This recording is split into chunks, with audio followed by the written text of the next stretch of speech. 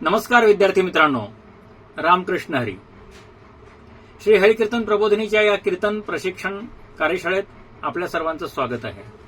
मित्रांनो, आज आपण 3 महत्वाच्या गोष्टी जाणून घेणार आहोत. पहिली गोष्ट म्हणजे मांडणी म्हणजे काय. म्हणजे कीर्तनकार एखाद्या विषयाची मांडणी करतो, ती मांडणी म्हणजे नेमकं काय हे आपण पहिल्यांदा जाणून घेणार आहोत. पहिली गोष्ट. दुसरी गोष्ट म्हणजे कीर्तनाचं सादरीकरण कसं होतं. आणि तिसरी गोष्ट म्हणजे की पाठांतर आणि सादरीकरण याचा संबंध. आता माझ्या या निवेदनाला जो आधार आहे तो आधार आहे आपले विद्यार्थी श्री गिरीसप्पा बर्वेजी आणि दुसऱ्या विद्यार्थिनी रेखा लाड यांनी जे सादरीकरण केलं त्या सादरीकरणाच्या संदर्भात आपण या मुद्द्यांचा विचार करणार आहोत. तर त्याच्यामुळे त्यांच्या नावाचा उल्लेख होईल. तो नाव, त्यांचं जे नाव आहे मी घेणार आहे ते प्रातिनिधिक म्हणून समजावं, हे तुम्ही कृपया लक्षात घ्या. नाहीतर तुम्हाला वाटेल की या संपूर्ण बर्वेजींच्या बद्दल चाललंय किंवा लाड मॅडमच्या बद्दल चाललेलं आहे. असं नाही आहे. तर ते संपूर्ण विद्यार्थ्यांसाठी हे चाललेलं आहे. आता पहिली गोष्ट, बर्वेजींनी सादरीकरण केलं. त्या सादरीकरणातल्या 2-3 गोष्टी आहे. मी मुद्दामच त्यांचं जेव्हा एखादं चरण ते विसरत होते त्यावेळेस मी त्यांना चरण सांगत नव्हतो. ही पहिली गोष्ट. दुसरी गोष्ट म्हणजे काय की त्यांना संपूर्ण जे कीर्तन आहे ते कीर्तन त्यांनी एकपात्री पद्धतीने सादर केलं. म्हणजे संपूर्ण वेळ ते एकटेच बोलत होते. त्यांची बोलण्याची गती पण फास्ट होती आणि त्याच्यामुळे काय होतं हे मला सांगायचं आहे. तर पहिली गोष्ट मी या ठिकाणी सांगतो की त्यांनी जो प्रयत्न केला, जे दोघांनीही, लाड मॅडम आणि बर्वेजी, तर त्यांच्या या प्रयत्नाबद्दल त्यांना धन्यवाद हे अवश्य दिले पाहिजे की त्यांनी चांगला प्रयत्न केलेला आहे. हे पहिलं आपण नमूद करूया आणि आता आपल्या मांडणीकडे वळूया. आता कीर्तनाची मांडणी आपण म्हणतो किंवा निरूपणाची मांडणी. तर निरूपणाची मांडणी कशाला म्हणतात, तर एखादा जो मुद्दा आहे म्हणजे आत्मा, उद्धार, नाम, तीर्थ, तप, नेमधर्म, भक्त, भगवंत, मोक्ष, अशा वेगवेगळ्या संकल्पना आहेत. या 43 संकल्पनाचा जो व्हिडिओ आहे तो सुद्धा आपल्या चॅनलवरती उपलब्ध आहे. तर मित्रांनो, आपण ही संकल्पना स्पष्ट करत असतो हे पहिल्यांदा आपण आपल्या लक्षात घेतलं पाहिजे आपल्याला कीर्तन करताना. आता मी सांगितलं होतं की आपण पाठांतराचं सादरीकरण करावं, परंतु विद्यार्थी नेमकं कीर्तन करतात. तर म्हणजे बर्वे यांनी जे केलं ते कीर्तन होतं किंवा लाड मॅडम यांनी जे केलं ते कीर्तन होतं. पण आपण काय म्हणलंय की पाठांतराचं सादरीकरण करायचंय. तर याच्यातला भेद मी स्पष्ट करतो. आता पाठांतर म्हणजे काय, तर आपलं पाठांतर हे चोख पाहिजे. म्हणजे एखादं चरण असेल अभंगाचं तर त्याच्यामध्ये एकही शब्द आपण विसरायला नको. म्हणजे जसं चरण आहे ते चरण तसं तंतोतंत आपण मांडलं पाहिजे आणि त्याचा भावार्थ देखील सांगितला पाहिजे. बरोबर आहे. एखादी ओवी असेल तर ती ओवी शब्दशः आपण सांगितली पाहिजे. एखादा शब्द कमी करू नये किंवा एखादा नवीन शब्द घालू नये. श्लोकाचंही मी तेच सांगेन. आणि त्याचा भावार्थ सुद्धा आपल्याला पाठ असला पाहिजे. जेव्हा आपण पाठांतर म्हणतो तेव्हा काय म्हणतो, तर तो चरण आणि त्याचा नेमका भावार्थ, बस एवढंच सांगायचं. जर आपण पाठांतराचं सादरीकरण करतोय तर, किंवा ती ओवी आणि त्या ओवीचा भावार्थ एवढंच आपण सांगायचं जर आपण पाठांतराचं सादरीकरण करतोय तर. किंबहुना श्लोक आणि श्लोकाचा भावार्थ एवढंच सांगायचं, विस्तार अजिबात करायचा नाही. जर ते आपल्या पाठांतराचं सादरीकरण असेल तर गोष्ट आपल्या सगळ्यांच्या लक्षात आली असं मला वाटतं. पाठांतराचं सादरीकरण म्हणजे काय, तर पाठांतर केलेली ओवी, पाठांतर केलेला श्लोक किंवा पाठांतर केलेला पूरक अभंग चरण आणि त्याचा भावार्थ सांगणे म्हणजेच आपलं ते पाठांतर आहे. बरोबर आहे. आता एक महत्वाची गोष्ट मी या ठिकाणी सांगतो की कीर्तन काय असतं. आता तुम्हाला माहिती आहे की कीर्तनामध्ये जेव्हा महाराज म्हणतात विठ्ठल, तर तेव्हा विठ्ठल विठ्ठल विठ्ठल असा गजर संपूर्ण टाळकरी करतात.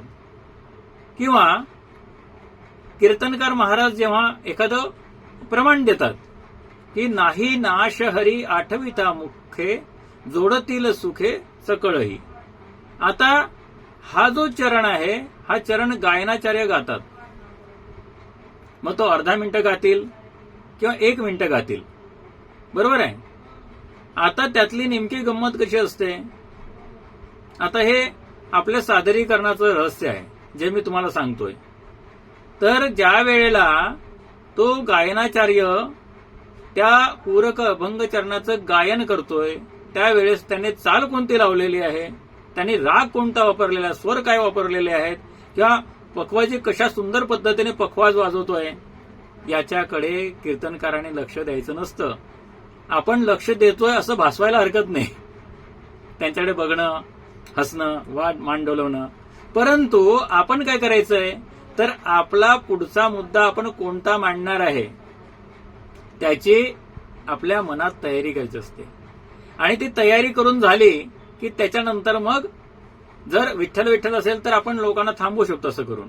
आणि जर गायन असेल चरणाचं तर ते गायन चरणाचं ते आटपतोच ना.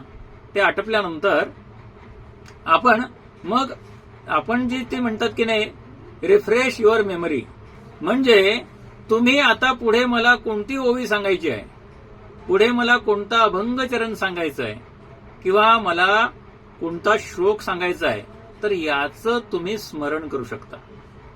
ही वारकरी कीर्तनातली अत्यंत चांगली सुविधा, ज्याला म्हणाला फॅसिलिटी, ती आहे. कारण तिथे काय होतं की जेव्हा गायन चालू असतं तर तेव्हा आपण त्या गोष्टीचा मनाशी त्या मांडणीचा विचार करू शकतो. आणि ते काही गैर नव्हे. कारण काय आहे की आपला हेतू काय आहे की समोरच्या बसलेल्या श्रोत्यांना ती संकल्पना स्पष्ट समजून सांगणे. त्याच्यामुळे मनाशी विचार करायला गरजच असते, विचार करण्याची गरजच असते.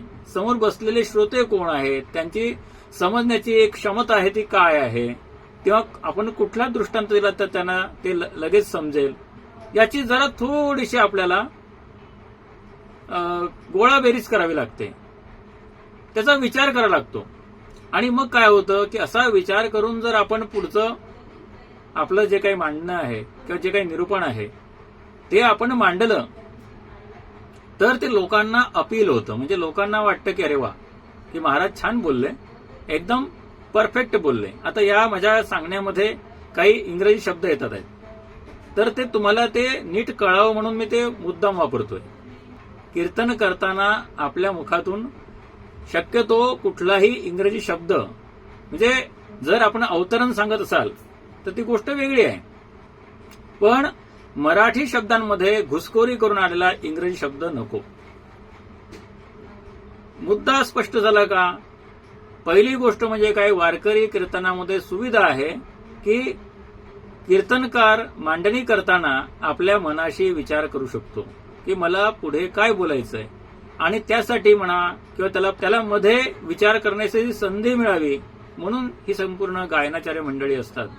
आणि त्यांना एक चरण गायन करण्यासाठी आपण सांगितलं तर मग काय होतं की आपल्याला आपल्या मनाशी परत आपण जो काही विचार त्या ठिकाणी व्यक्त करणार आहोत, जे काही चिंतन आपण प्रस्तुत करणार आहोत, तर त्याची रिअरेंजमेंट म्हणजे पुनर्मांडणी ही आपल्याला करता येते.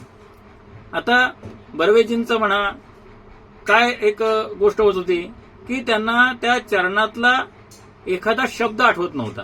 तर हे होऊ शकतं, कुणाच्याही बाबतीत होऊ शकतं की आपण कितीही तो विचार करून गेलो असलो अभंग तर चार चरणी अभंगाचं एखादं चरण न आठवणं किंवा चरणाचा पूर्वार्ध आठवतोय परंतु त्याचा उत्तरार्ध न आठवणं किंवा उत्तरार्धातली एखादी महत्वाची जी कल्पना आहे, संकल्पना आहे, तो शब्द न आठवणं, असं होऊ शकतं.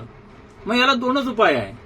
जेवढं आठवतं तेवढंच सांगणं आणि दुसरा उपाय म्हणजे काय, तर ते जर व्यवस्थित आठवत नाही तर ते वगळून टाकणं. वगळायचं.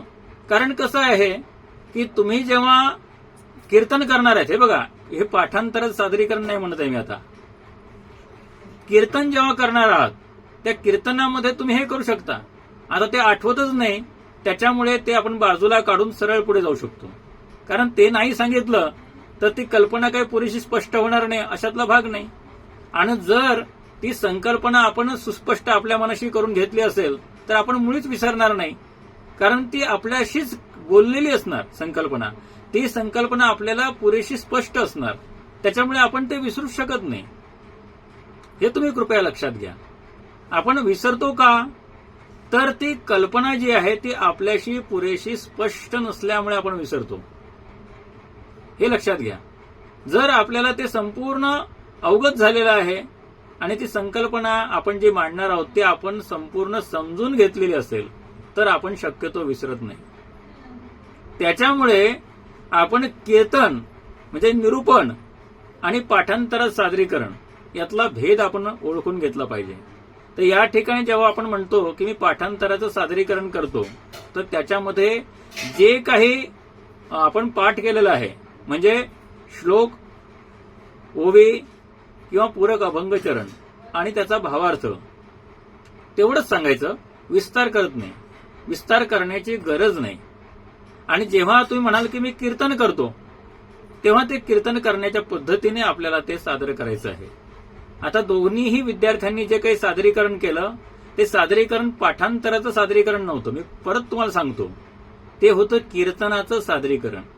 आणि त्याच्यामुळे जी सुविधा आपण जेव्हा खरोखर कीर्तन करतो त्यावेळेला आपल्याला उपलब्ध असते ती सुविधा इथे या वर्गामध्ये त्यांना उपलब्ध झाली नाही. त्यांना मध्ये श्वास घ्यायला संधीच मिळाली नाही. त्यांच्या मदतीला कोणीच नव्हतं. त्यांना एकला चालो रे किंवा त्यांना वन मॅन शो म्हणजेच काय एकपात्री हे सर्व करावं लागलं.